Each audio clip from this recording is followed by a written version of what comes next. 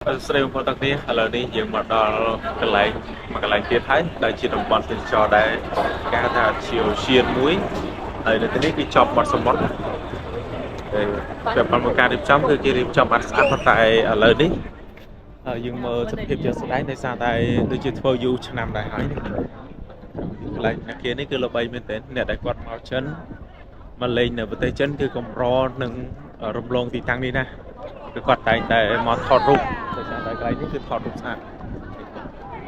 គាត់តែមកថតរូបនៅនេះហើយជាពិសេសគឺពេលល្ងាច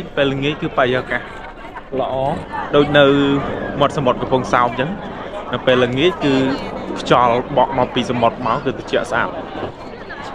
នេះគាត់ឲ្យមើលបាន background នៅខាងក្រៅខ្ញុំស្អាតតាមប្រទេសខាងនេះគឺមានការតាំងលក់ផលិតផលជាច្រើនបាទឥឡូវយើងថតរូបគ្រប់ហ្វូតូជុំគ្នាបាទជាមួយ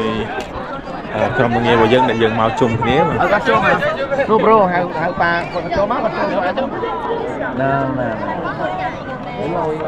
ពាក់វានៅស្មាបានទទៅគ្រាន់តែយើងមកភ្លាមគឺគេ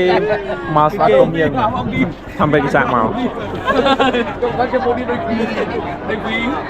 គាត់សេមអញ្ចឹងHello,谢谢。谢谢。好了。